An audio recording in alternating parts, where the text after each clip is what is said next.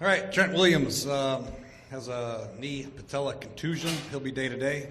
Alfred Morris aggravated his rib. He'll be day-to-day. DeShazer Everett has a hamstring strain. Chris Thompson's okay. He was put in a concussion protocol, but he's okay. Did not have one. And Jordan Reed had a knee MCL sprain, but he came back in and played. With Alfred, was that the same rib injury from a couple weeks ago, or is this a different one? It's the same one, yeah. How much did that hurt, not having him? I know you guys didn't get a lot of opportunities to run the ball anyway, but losing him from the rotation. Yeah, it hurt. But, we were prepared. We dressed 3 backs, 3 halfbacks, and we still had, obviously, Matt and Chris, and just still failed to get anything going. Would you consider making some sort of a move just to protect yourselves in case Alfred isn't able to go Sunday? Possibly, but we'll have to wait and see. I think he's going to be okay, based on what I'm hearing. But that's an option. We have a couple of moves we could make, but we'll wait and see Wednesday how he's doing.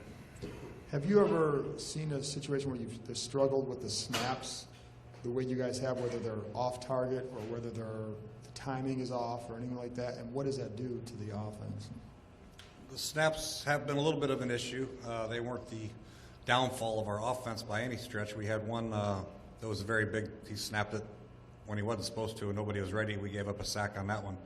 But the snaps have been getting a little bit better, and Josh is continuing to work on them, and that's what we have to do, just continue to work on them. Josh is playing okay, but we got to work on our location of the snaps and when to snap them. Why is it that he can't remember the snap count? Is it just because there's so much going on, protections and all that stuff, or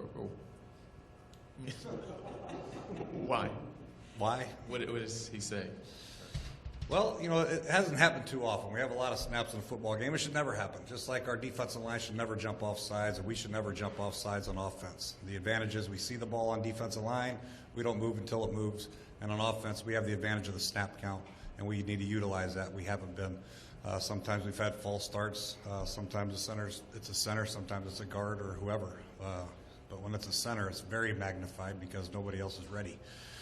So unfortunately, we've had 2 or 3 too many. I don't know why. No. Matt Jones has 4 fumbles and I believe 104 touches. 2 things on that. Was that why he was disappeared from the game for quite a while yesterday? And B, is there anything I know you guys work on it in practice, but are you considering anything special with him just to really try to get him? Because you need his talent on the field, obviously. Yeah, he's a talented kid, man. And like I said, a lot of them, I think 3 of them are like non-contact fumbles. He's trying to gain the extra yards, stick the ball out. Yesterday was he's hurdling the pile, and it just barely got poked out. I think it's just a matter of him continue to focus more on the ball. Pre-contact, also when there is contact, and that's something Randy Jordan does every day at individual, man. He spends the first part of individual every day working on ball security drills, and we'll continue to work on it. But he's got to understand, as a running back in the National Football League, once you have this MO, man, it's the only way to shake it is to protect the ball. And if you don't protect the ball, then you won't be a running back in the NFL for very long. So he's got to make sure we have total faith in him that he's going to fix this. But he has to himself make sure he understands the importance of the ball. All running backs do. AJ, I'm sure you saw what Jason Hatcher said after the game, where he sort of implied that officials are treating you guys unfairly, I guess, because of the team name somehow. I guess I'm wondering what you make of that and whether you've had any similar concerns yourself. No, I don't make. I think everybody's a little frustrated after the game, and what he said is what he said. It's already in the newspaper, but. You go back and watch the tape. We've been pretty good as far as penalties are concerned. I think we were in the bottom 3rd or bottom 4th of the league as far as penalties against us. So we've been pretty good as far as that is concerned. It just seemed yesterday 2 major penalties went against us, and people are frustrated by that.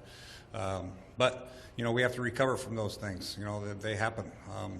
Calls that go against you happen in the course of a football game, in the course of a season, and we have to rebound from them like every other team in the NFL does. Can I just ask, beyond that, too, a bunch of your players, aside from what Jason said, got on Twitter and sort of expressed unhappiness with some of the officiating. Do you have a feeling about them kind of publicly coming out against calls like that? Well, Twitter and Facebook and Instagram, they have their way to voice their opinion, and we try to keep everything in-house as far as our opinions are concerned, but, I'll make sure we address that as far as a team meeting is concerned. These officials are human beings, and they do the best they can, just like we are as players and coaches. So to point the finger at an official for our loss yesterday, it probably isn't right, because we lost by 30. And those 2 calls did make a big difference in the football game, but there's a lot of things that we did as a coaching staff and as a team that weren't good enough to win in Carolina against an undefeated team. Jay, when you meet with your players tomorrow, on Wednesday, to begin preparing for the Giants, what's going to be the overriding theme or message to them? Well, we have to search for consistency, really. There's a lot to look forward to in this season. However, the one thing we want to focus in on is ourselves and our fundamentals and how we prepare and all that stuff. When we turn the ball over 5 times, have 9 or 10 penalties, miss tackles, it's no point in looking forward. We have to look at ourselves very closely, X's and O's, Y's as coaches and as players individually from a fundamental standpoint, and do what we can do to get better and protect our football team and eliminate the self-inflicted wounds, really. So if we can do that, we've shown that we can be pretty good. We've shown that we can be pretty bad. I mean, it's unreal how good we've been and how bad we've been all in the same season within, a week of each other. So we know the capabilities that this team has, but we have to make sure that we continue to focus on the fundamentals of football, protecting the football, penalties, and obviously tackling. Coach, I assume that the message is, like you said yesterday, week-to-week thing. We got to put this behind us. We have the Giants in another humongous game. How do you put what happened yesterday behind you to focus on the positives that you've seen in the games that you've played? Well, you have to. Just like when you beat New Orleans, you have to put that game behind you. You can't be too high, otherwise you come into a situation like we're at. But it's very important, man. We have a 6-game stretch here where we have everything we want to accomplish still available to us, and that's something that hasn't happened around here for some time. So we're excited about the opportunity, but we also understand, hey, we got to play better. We get to dig down deeper and coach better. And I think everybody's going to be excited about the chance to be tied for first after this game on Sunday, a home game against the New York Giants. But we also have to understand that we got to do a lot of things better and more consistent. Going back to the officiating for a second, the Culliver touchdown or non-touchdown, do you have a good idea or understanding of that whole penalty? And is it confusing if, it seems to be one set of crew might call it a certain way and another set might not? And, what is that? It's very confusing. Jordan Reed caught an out route early in the game and got hit right on his head, and there's no call. And then the ball's right in front of Chris Culliver. He goes for the ball, hits him with his forearm. It's just unfortunate. You feel helpless as a coach that you can't even challenge that. I think those plays, that was a touchdown play too. We still couldn't challenge it. Unfortunately, hopefully something happens where a play of that magnitude is challengeable. But we understand the way we're trying to keep player safety alive, and it's a very important part of this game now is player safety and where to hit people. But when calls are made that may not be called, should have been called, those are the ones that are the most frustrating, the ones you don't understand, especially when you can't challenge them. But it is what it is now, and we just got to continue to preach to our players where the target area is. But I didn't see anything wrong with what Chris did, where his body position was, where he hit the player. He went for the ball in his forearm, hit the receiver. But it was called, and we got to deal with it. We sent it in, yes, but we haven't got a result yet. Jay, D'Angelo had 6 snaps. Why was that the case? And also, where does he kind of fit in also now at safety? And, do you even think about using him again at cornerback at all?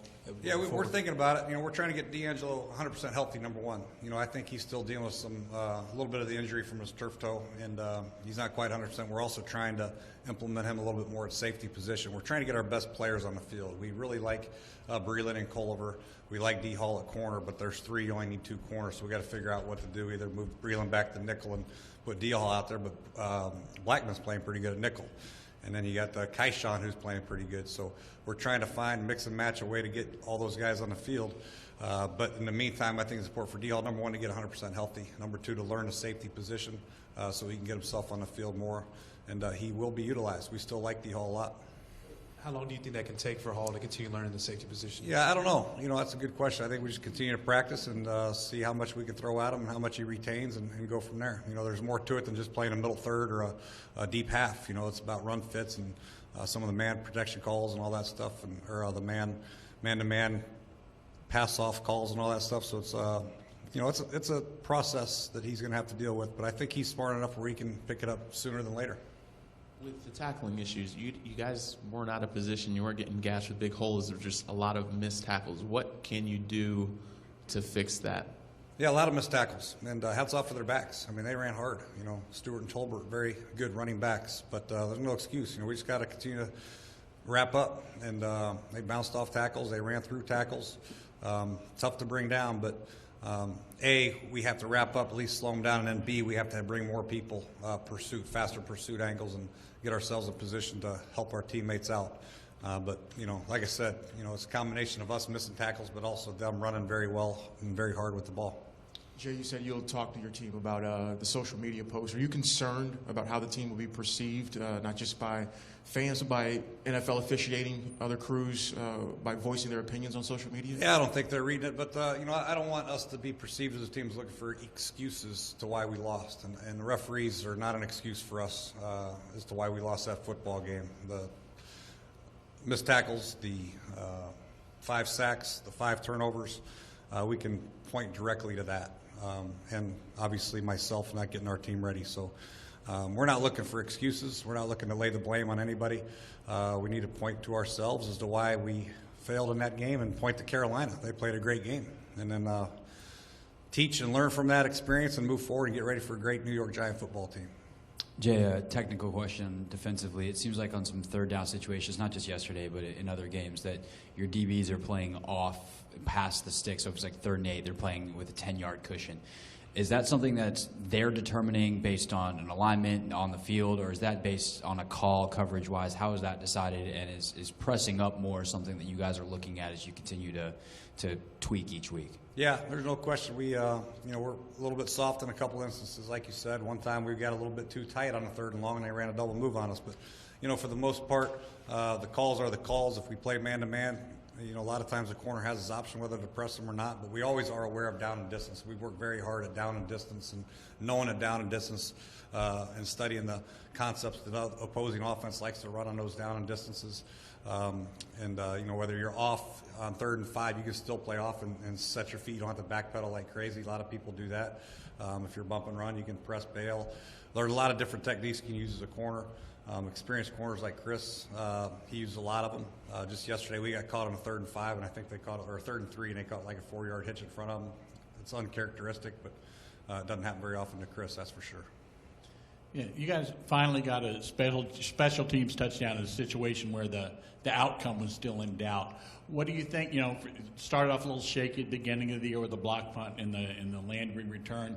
What do you think? What have you seen as far as the progress of the special teams on both sides? Yeah, I think they're doing well. They're working hard, and it's good to see some production. We've had 2 kickoff returns now, block punt for touchdown. And, they're doing well. There's some things we can improve on, but for the most part, our kicker's doing well, and Tressway had a good day yesterday. So we just got to keep working. Special teams is going to be a pivotal part of our game in these close games coming up the next 6 weeks. We have 4 division games. Obviously, the Giants and Cowboys back-to-back. The special teams are going to play a pivotal role in these close games. Thanks, Coach. All right.